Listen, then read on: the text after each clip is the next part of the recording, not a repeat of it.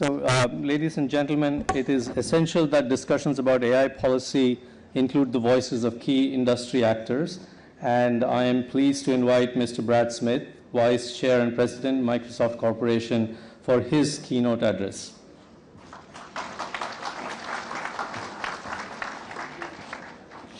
Well, good morning, everyone. It's a pleasure to be here. My apologies for being a few minutes late. I want to offer a couple of thoughts this morning. The first thing I think we should come together to think about is that, in my opinion, this is a moment in time when we need to reflect on and reinvest in the importance of the United Nations. There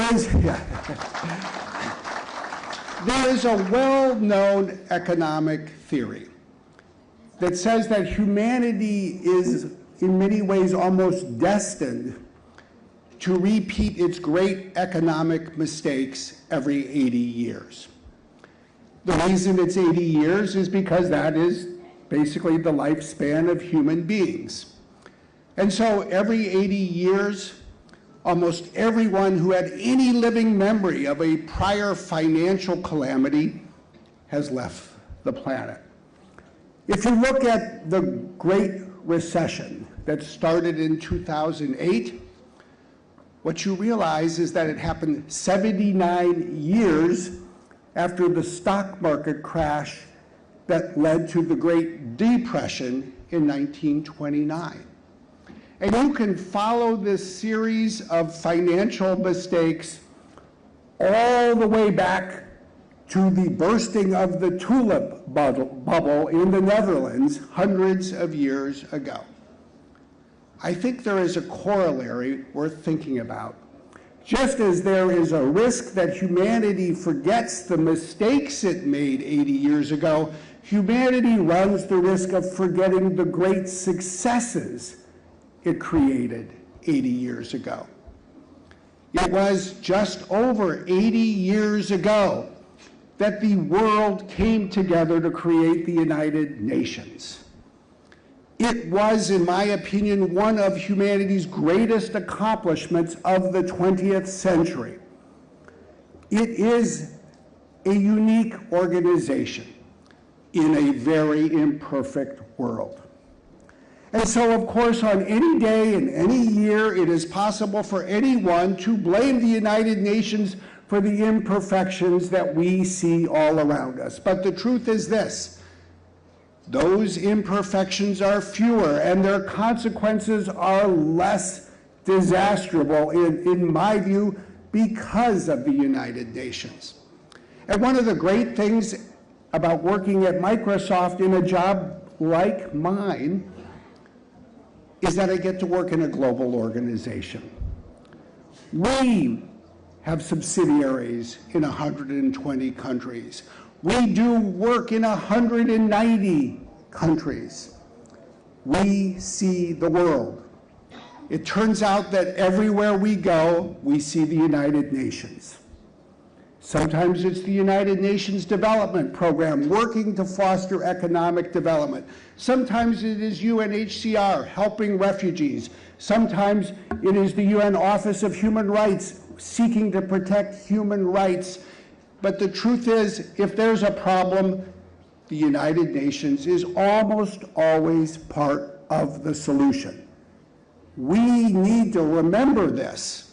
And we need to remember that however challenging the last 80 years have been, we have managed as humanity, as a species, to live with the ever-constant presence of nuclear weapons without using them or destroying ourselves. The United Nations has, in fact, in my view, been indispensable to not just the protection of people, but the preservation of our species. Why does that matter now? Why should we talk about it today and this week in Delhi? Because here we are on the cusp of the future. A technology that we all know will likely change the future. Here we are in the second month of the second quarter of the 21st century, and we need to focus on how we bring the institutions on which we rely into that future. So then let me talk about a second aspect that I think is so important to think about this morning. One of the things I'm constantly struck by leading a global organization is how often everyone disagrees with each other about almost everything. But one of the things I've learned along the way is that I think one of the reasons people so quickly disagree is that we rush so quickly to debate competing solutions.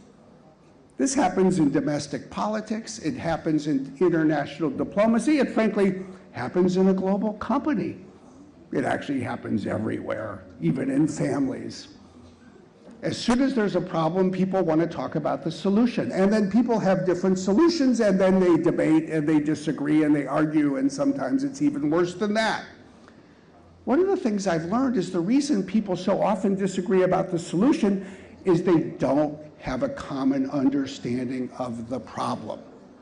They don't spend enough time talking about the problem. They don't have a shared contextual understanding of the problem they're trying to solve. They're too quick to want to blame someone for the problem, and then that spirals into a discussion that becomes completely unconstructive. Why does that matter today?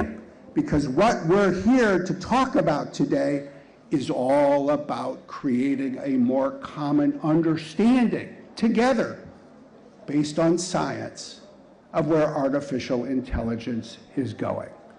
This is an indispensable tool. Indeed, it's a critical service for humanity.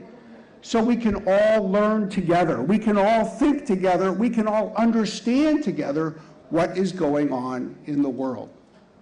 I think it's especially critical, to be honest, when it comes to artificial intelligence, because I think if you even consider most of the conversations you have about this technology, I would argue that it has two flaws. The first flaw is it usually involves people making very grandiose predictions about the future. You know what? I've worked in the tech sector for 32 years. I have listened for more than 3 decades to my colleagues in my industry around the world make bold predictions about the future. No one ever holds them accountable a decade later for whether they were right or wrong. I used the researcher agent in Microsoft Copilot a couple weekends ago, and I loaded a lot of names, I won't say whom, but you can guess. And I said, look at all the predictions they made about all the technologies, and look at the predictions they made about when these technologies would come to do something or another, and give them a grade. The average grade was 25%. You couldn't even get close to the top of failing. You were at the bottom. So let's just understand one thing together. There is no such thing as a crystal ball. No one has one.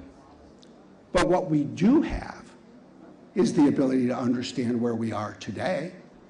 And what we do have is a better understanding to just appreciate what is happening each and every year. There's a second flaw, in my view, in many of the conversations that take place, including at this AI summit. Everybody wants to talk about how they're going to make machines smarter. That's interesting. I think it's interesting to imagine living in a world where a data center is like a country of geniuses. But as I mentioned yesterday, compared to the people who lived in the Bronze Age, we're all geniuses already. What that should remind us is that human capability is neither fixed nor finite. And so what really matters is, in my opinion, is not whether we are going to build machines that are smarter than humans. Yes, in some ways we will, but how will we use those machines to make people smarter, to help us do what we need to do?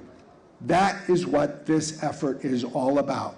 Let's harness the power of science to build a common understanding of what is changing each year, and then let's connect it with the global dialogue on governance so we can pursue policies that will ensure that this technology serves people. There's no better place to get started than here. There's no better time than now.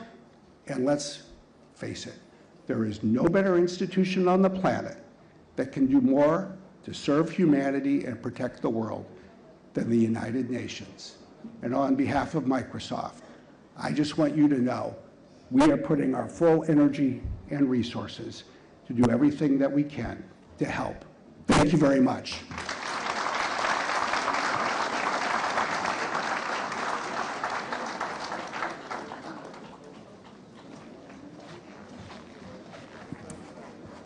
Thank you, Mr. Smith, for those insights on responsibility, accountability, and the role of industry.